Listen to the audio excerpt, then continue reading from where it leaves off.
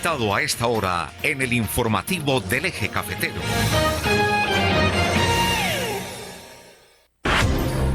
El reloj marca las 7 de la mañana, 2 minutos, 7 de la mañana, 2 minutos. Aquí continuamos en vivo y en directo a través de Qué Buena 92.1 FM, a través de Risaralda TV, canal de televisión online, y en redes sociales también para Colombia y el mundo.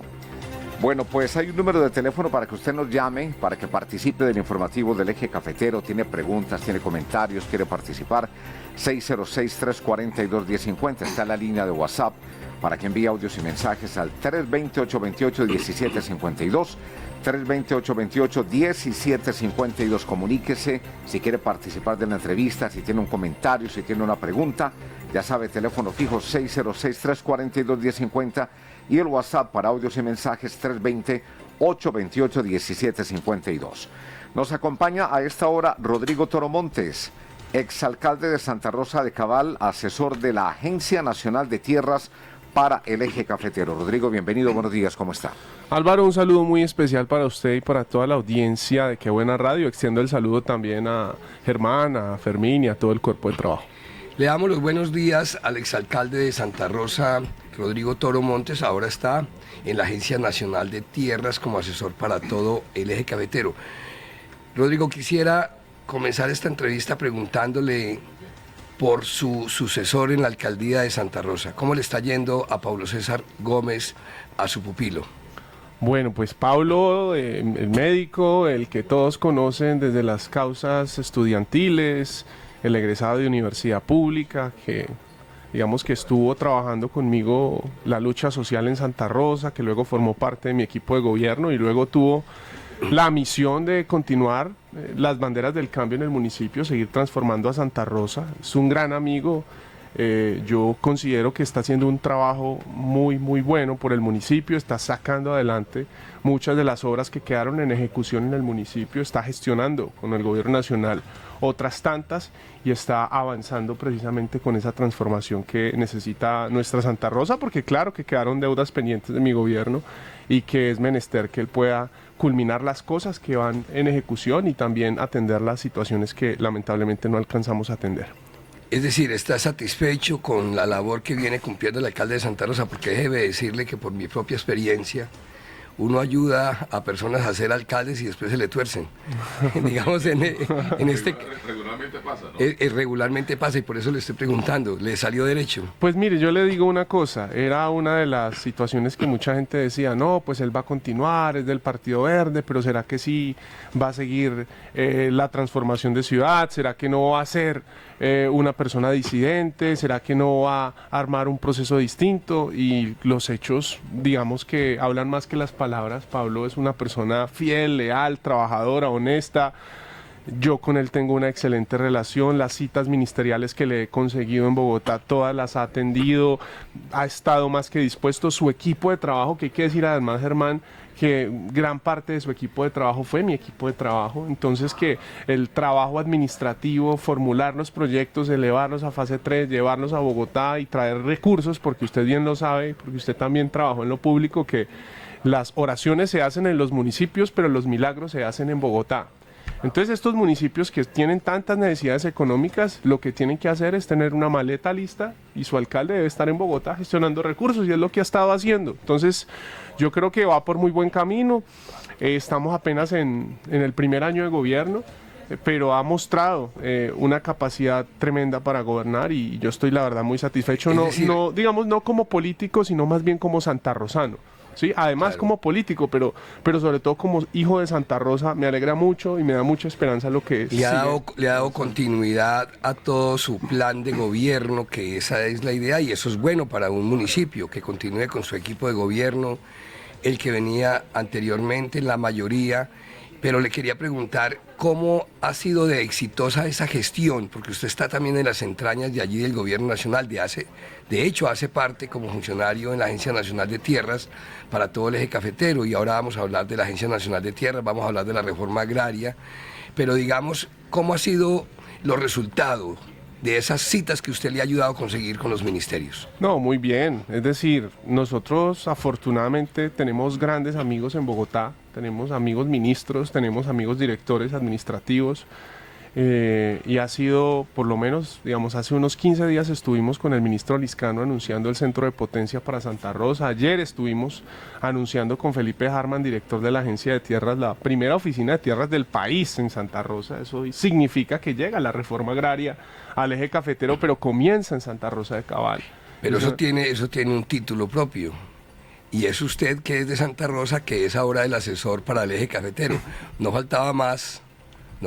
Es como si Víctor Manuel Tamayo, por ejemplo, como gobernador, las 2 veces que estuvo no hubiera trabajado por Santa Rosa de Cabal. Claro, es una bendición que me hayan llamado a conformar equipo en la Agencia de Tierras, es una gran bendición que nos permite trabajar, y pues obviamente mi prioridad va a ser Risaralda y por supuesto mi municipio. Mal haría yo en estar en lo público y no buscar los intereses precisamente de esos campesinos tan abandonados como pues, históricamente lo han estado nuestro campesinado, no solo en Santa Rosa, sino en todo el departamento y, por qué no, por supuesto, en el país. Entremos en esa materia. ¿Cuál es la función que usted tiene ahí como asesor de la Agencia Nacional de Tierras para el eje cafetero? ¿Cuántas tierras se han entregado? ¿De qué se dispone? ¿A quiénes se está beneficiando? Bueno, entonces, mi tarea fundamental, lo que yo hago en la Agencia de Tierras, es asesorar, digamos, todo el plan estratégico de campo en el eje cafetero. Articular los equipos de trabajo, las UGT, interlocutar con los alcaldes y gobernadores para que la reforma agraria pueda fluir, pueda desarrollarse de manera administrativa eficientemente y, por supuesto, traer los programas de la agencia y toda su misionalidad. Hay que recordar que todo esto se enmarca en los compromisos del proceso de paz. Es decir, aquí hay 7 millones de hectáreas que se tienen que formalizar y 3 millones de hectáreas que se tienen que entregar a las comunidades de campesinos sin tierra, las comunidades étnicas en todo el país. En todo el país. Todo el país. ¿Y de ahí cuántas pueden ser de acá del eje Claro, cafetero? entonces, esos números son unos números muy grandes. Un volumen muy grande. Y no se cumplen en un solo periodo de gobierno. Y hay que recordar que es que hace ¿cuánto tiempo se firmó la paz? Estamos hablando más de una década. Estamos hablando casi de 2 décadas. Entonces, tenemos unos compromisos que fueron compromisos que no se cumplieron en su momento y que hay un gobierno que hoy está priorizando, es que el programa bandera del gobierno nacional es la reforma agraria, ¿no? Y en ese sentido hay que decir que ya se ha logrado 1.2 millones de hectáreas de formalización. Para que me entienda, Germán, la formalización implica que un campesino que no tiene título de propiedad la pueda tener. Que ese caso es más o menos más del 50% del campesinado en Colombia. Los índices del Risaralda de algunos municipios llegan al 60% de informalidad. Es decir, ese campesino que básicamente tiene su parcela, pero no tiene título de propiedad de esa parcela, y eso le impide acceder a subsidios, a créditos de vivienda, eso le impide exportar. Imagínese usted con todo este mundo sofisticado, ¿no?, que cada vez es más exigente con los parámetros para poder acceder al mercado internacional. Para poder exportar productos al exterior tienen que sanear los títulos, certificar ese saneamiento de títulos. Y si no están saneados y si no tiene títulos, pues se va a limitar su actividad comercial. No va a poder salir a la vida comercial sus predios, no va a poder heredar sus predios, no va a poder acceder a subsidios, no va a poder acceder a vivienda. Entonces, esa realidad nacional, ¿no?, que fue, digamos, en su momento... Hubo intentos de reformas agrarias en el país, en el gobierno de Lleras, en el gobierno de Pumarejo, ¿no? Pero hasta ahora hay un gobierno que, claro, que crea la posibilidad, que le invierte este año 5 billones de pesos, de los cuales ya se ejecutaron 3.5 billones de pesos, para comprar tierras. Ya se han comprado más de 200.000 hectáreas de tierra, y para formalizar tierra, 1.2 millones de tierra.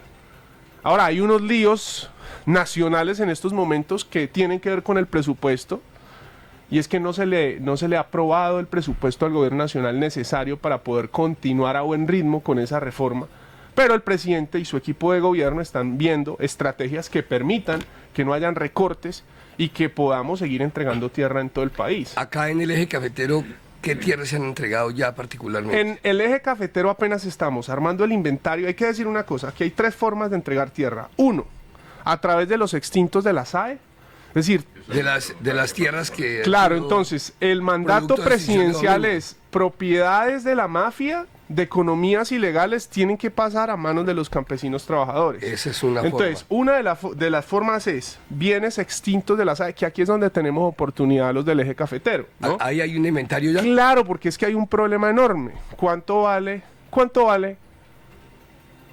comprar tierra en Quindío, por ejemplo? Es ¿Cuánto muy vale? costosa. Es supremamente Una cosa costosa. es la tierra en Casanare, en Bichada, en esa Exactamente. zona, que digamos puede encontrar usted incluso hectárea a 2 millones de pesos, 3 millones de pesos, que son grandes extensiones. ¿A cuánto vale una Aquí hectárea? puede llegar- en Risaralda, en Caldas, en Quindío. Puede llegar en Quindío tranquilamente 80, 90 millones de 80, pesos. una hectárea. Una hectárea. Claro. Entonces imagínense, si la UAF en el Quindío llega a las 5 hectáreas, ¿cuánta plata se necesita para poder No, ¿y cómo cada un llevarle la campesino- reforma rural a una familia campesina? Claro, ahí hay un tema ahí bien álgido, porque imagínese entregarle una hectárea, con una hectárea que le entreguen a un campesino, pues... No, ahí genera más problemas. Claro. Entonces póngale cuidado, Germán. La SAE, ¿no? Entonces todas las Sí. economías ilegales tienen que pasar a manos del campesino. Y es un mandato presidencial y eso ya afortunadamente Sí, pero está no arreglado me y queda normado. claro, ahí Ya en le este, explico en este cómo caso, funciona. sí, claro, cómo quedaría. Ya le explico cómo funciona. Entonces Sí. hay unos bienes extintos, hay un banco de bienes que lamentablemente en otros gobiernos, y esto es de conocimiento público, lo que hacían es que se los arrendaban a los mismos sinvergüenzas a los que le Claro. extinguían las Se propiedades. los entregaban o a los familiares. Una de los- vergüenza O a los total. familiares de los congresistas, de los alcaldes, gobernadores. Grandes generales de la O República. los con mismos ellos. políticos, Germán, así y sus políticos, familias, y y políticos. sus amigos Se con las que tenían entregaban lesales. para y tal. manejarlas, pero se quedaban Claro, esa es propietarios una de- realidad. Entonces, Esa es una realidad. Entonces, Banco de Tierras conformado por bienes extintos de la SAE Sí, y bienes baldíos de la nación. Todos los baldíos de la nación van al Banco de Tierras con destino a la reforma rural integral, ¿no? Tercera forma de acceder a a ver, tierra. pero esos baldíos. Los por baldíos, ejemplo, ¿cómo se detectan? Nosotros en campo hacemos un barrido y en ese barrido empezamos a verificar las condiciones de la tierra, la titularidad. Bien baldío, pasa a la agencia de tierras con destino a reforma Eso lo hacen rural. con qué, con el IGAC. Eso lo hacemos. Nosotros somos Y hacen una gestores georreferenciación. catastrales, claro. Vamos con pilotos de dron, verificamos con topógrafos, con agrónomos, verificamos las condiciones ¿Y del cómo se suelo. sabe que son en la titularización? Porque se traslapa toda la información. Y así ahí, se y verifica. ahí resultan tierras que son del Estado. Exactamente. Y muchas de esas tierras ocupadas por grandes terratenientes que se las apropiaron. Pero son de la nación. Claro, porque los bienes públicos son inalienables, imprescriptibles e inembargables. Cuando Entonces, usted habla de imprescriptibles es que realmente no vale que lleven 10, 20, 30 años con ellos. exactamente, Germán. Si usted es un terrateniente que tiene tierra toda la que usted quiera y que tiene ganado todo el que usted quiera y está ocupando bienes baldíos que son propiedad de la nación, Tiene que entregarlos. los tiene que entregar o el Estado ahí los Y recupera. aquí tenemos varios casos. Pero de si esos. el caso es que usted es un campesino pobre que tiene una pequeña parcela y está ocupando un bien baldío de la nación y usted es sujeto de reforma, porque hay que cumplir unos parámetros. Es decir, si usted tiene dos fincas, no él- puede ser sujeto a de él reforma. sí se la pueden entregar. A él se la podemos entregar. Eso se llama Se la pueden procesos de- legalizar. Se llama proceso de formalización. Y esos terrenos, por ejemplo, que se apropió un político de Risaralda por allá En Bichada. en Bichada,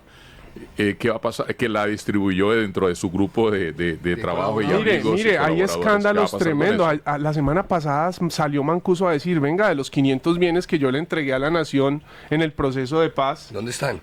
no encuentro 420. ¿Dónde están esos predios? Mire, alrededor de temas de tierra lo que hay es corrupción. Horrible, claro. Claro. Lo que hay es Por eso corrupción. adoraban los otros gobiernos. Exactamente. Entonces, lo que usted me está diciendo es, y muchos otros casos se encuentran en estos momentos en los órganos de control y en la inspección de tierras. Por eso la jurisdicción agraria es tan importante y no se ha podido avanzar con la jurisdicción agraria. Entonces, volviendo al tema, tenemos la SAE, los bienes de la SAE extintos, ojo que llega otra figura, los bienes baldíos y la compra, los procesos de compra. Y hay dos rutas, la ruta individual y la ruta colectiva. La ruta individual es esa familia campesina. La ruta colectiva son las asociaciones de campesinos.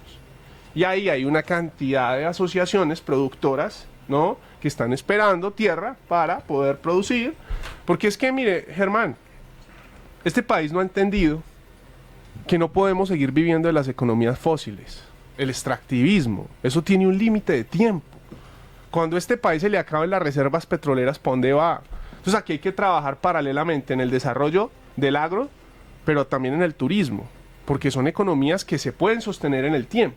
Pero ¿cómo puede haber un desarrollo agrario si no hay tierra para el campesino, si en Colombia ser campesino es sinónimo de pobreza, cosa que no pasa en Estados Unidos o en Argentina? Vámonos para Estados Unidos a ver cómo viven los campesinos, o vámonos para Argentina a ver cómo viven los campesinos.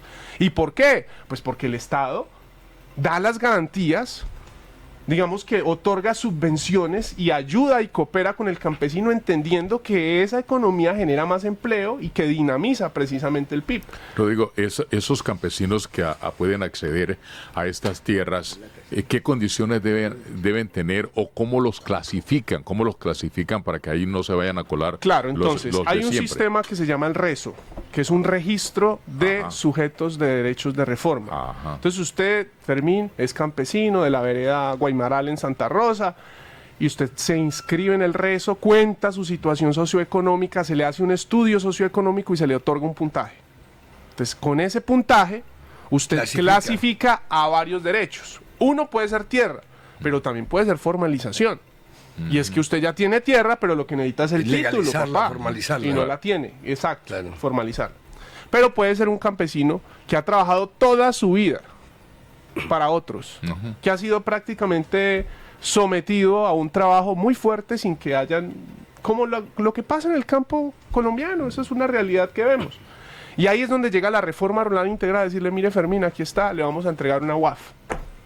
Y con esa UAF usted va a producir, y ahí es donde viene el proceso de encadenamiento con la ADERE, que es la Agencia de Desarrollo Rural, que le va a ayudar, ¿sí?, a sacar proyectos productivos para empujar el desarrollo del campo. ¿Cómo hace el campesino para conocer de esos mecanismos? Entonces todo esto suena muy bonito, ¿cierto? Esto Sí, suena exacto. maravilloso, Ajá. pero es un tema bastante complejo. ¿Por qué? Pues precisamente por todos las cortapisas y los obstáculos que hay en el camino. Entonces el campesino se inscribe en el RESO, eso lo puede hacer por internet o puede ir a las oficinas que tenemos en el diario del Otún en Pereira, en Manizales también, en Quindío también tenemos oficinas. Vamos a abrir 2 oficinas de tierra, una en el occidente, Germán, para las comunidades ¿En del qué occidente. municipio? En Belén de Umbría, que va a tener, digamos, cooperación con Quinchía. Entonces allá van a haber unos profesionales, ¿no?, para atender al campesino, para inscribirlo en el RESO si es que no tiene internet, ¿no?, porque eso todo se puede hacer por internet, afortunadamente, y allí empieza el trámite. Pero no es para que estén en la oficina únicamente, no. Son topógrafos, y Germán, que estuvo en lo público, sabe que aquí hay un tema bastante interesante, que es el OCDP. Escuelas, puestos de salud, escenarios deportivos que no tienen propiedad pública. ¿Qué pasa cuando un alcalde, como me pasó a mí, tiene, no sé, 50 escuelas, por decir de alguna manera, o 100 escuelas? Y 20 iglesias. Y puestos de salud, pero no tiene títulos de propiedad. No las puede invertir porque se va para la cárcel. Claro. Usted no le puede invertir un peso a una propiedad que no tenga porque no título. son del Alguien Estado. regaló esa propiedad y Claro. ahí se construyó la escuela. Entonces, la Agencia de Tierras, que es la Autoridad Nacional Rural de Tierras, inmobiliaria, todos los procesos de esa índole, pues tiene la capacidad legal de ir a decirle, alcalde, aquí están los títulos de propiedad de esa escuelita. Entonces mandamos una misión de topógrafos, hacemos los levantamientos topográficos, verificamos los antecedentes de la escuela y le entregamos al alcalde su título de propiedad y al gobernador para que ellos puedan intervenir. Entonces esa es otra función de la agencia. Entonces vamos a lo más importante, que es la adjudicación de tierra. A través de la SAE, los bienes baldíos de la nación y la compra de tierra. Sucede que comprar tierra en el eje cafetero es bastante costoso y resulta también muy complejo, porque aquí la economía nuestra se basa en microfundios, ¿sí?, pequeñas parcelas. Las economías cafeteras son pequeñas fincas, muchas fincas, sí, y muy costosas. Entonces digamos que la estrategia del gobierno también ha sido en aplicar una forma diferencial de llegar al territorio del eje cafetero, pero también ir comprando tierras en las zonas donde le es más fácil y más asequible y puede reparar a mayores cantidades de familias campesinas. Entonces, ¿dónde está la ventaja nuestra? Hacer un barrido de todos los bienes de la SAE, ¿no?, y todos los extintos ponerlos al servicio del campesino. Eso tiene un proceso bastante largo, porque no solamente es que esté bajo la administración de la SAE, sino que un juez lo declara extinto. Y cuando lo declara extinto se va de transferencia a la ANT.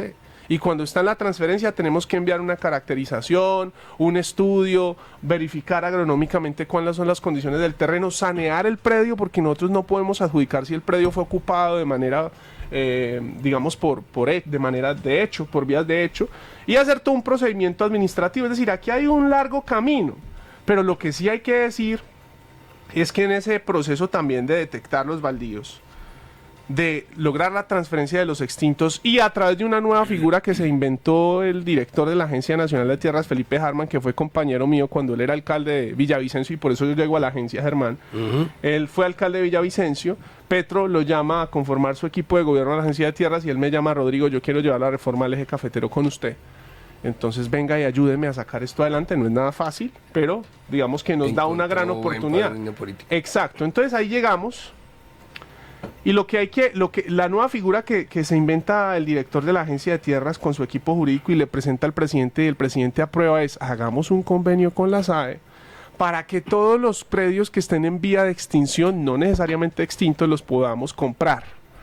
Eso se va, ese recurso que se invierte se va a una especie de fiducia y no se desembolsa sino hasta que haya un fallo en firme que confirme efectivamente o que se va de extinción o no se va de extinción. Si se va de extinción, pues perfecto, no hay ningún problema. Y si no se va de extinción, pues se repara a la persona que tenía el predio en vía de extinción. Estamos a esta hora de la mañana, 7:23 minutos, con el exalcalde de Santa Rosa de Cabal, Rodrigo Toro, ahora asesor para la Agencia Nacional de Tierras para el eje cafetero. Nos ha dicho 3 formas de los campesinos adquirir tierras: los de extinción de dominio a través de la SAE, los tierras baldías, pero también las que compra el gobierno. En conclusión, ahora que se está acabando el gobierno nacional, porque ya pasaron más de 2 años, ¿qué realmente se ha entregado y se va a entregar en lo que falta de este gobierno a nuestros campesinos del eje cafetero bajo esas 3 formas de titularización? Bueno, ayer, por ejemplo, entregamos 67,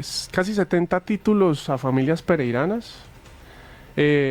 La semana pasada, antier, que estuvimos en Quindío, estuvimos entregando unos títulos a unas comunidades del Quindío, unas fincas maravillosas, unas comunidades que estaban esperando precisamente esa reparación, además, porque hay que decir que hay unos fallos también que obligan a la agencia a reparar a familias que han sido víctimas del conflicto armado, claro.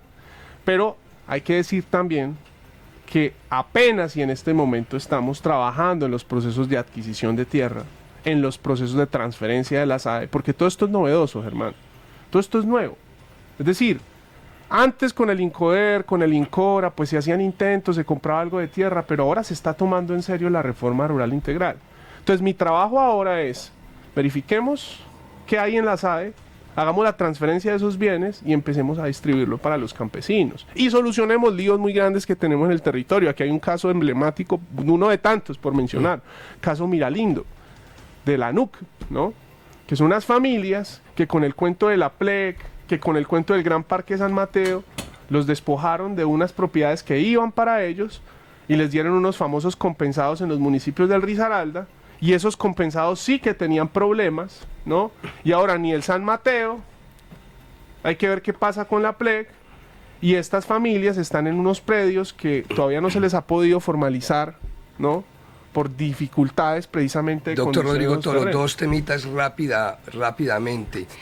Definitivamente se la montó el senador Miguel Uribe, a él quien suministró esa información, porque ha dicho que usted está ganando una cantidad de plata como asesor parlamentario, que 10 millones de pesos mensuales, solamente para asistir a una derechos reunión de petición, que usted no ha terminado su carrera de derecho, que está allí en la Agencia Nacional de Tierras como abogado. Bueno, él dice que estoy en octavo semestre. Bueno, realmente, ¿qué es lo que pasa a él?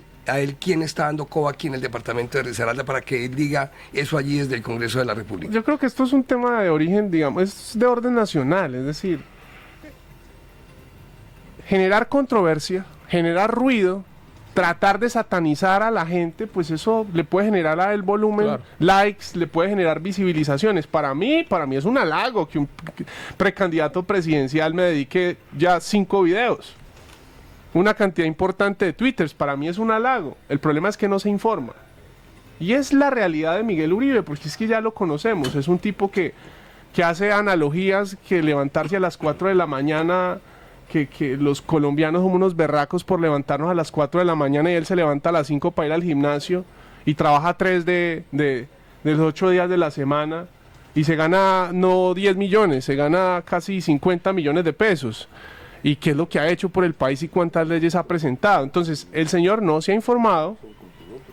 Yo soy asesor legislativo, trabajo en la UTL de Duvalier Sánchez. Estamos trabajando en unos procesos de investigación muy rigurosa. Por ejemplo, uno de ellos es la Unidad Nacional de Gestión del Riesgo.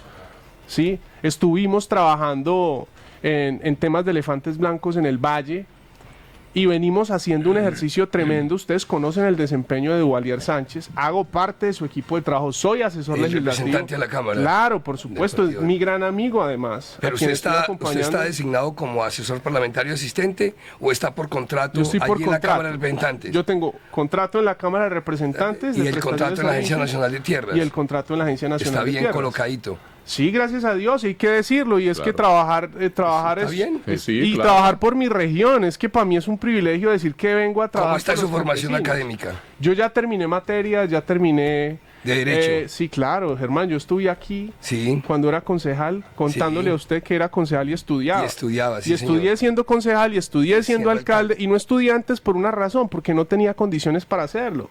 Yo vengo de una familia, de una mamá cabeza de hogar discapacitada. Usted es políglota y maneja varios idiomas. ¿Los estudió o los aprendió? Los aprendí en la Universidad de la Vida como la gran mayoría de colombianos. Entonces Dios me ha dado la oportunidad de surgir en lo público y le agradezco profundamente a la comunidad y le doy gracias a Dios.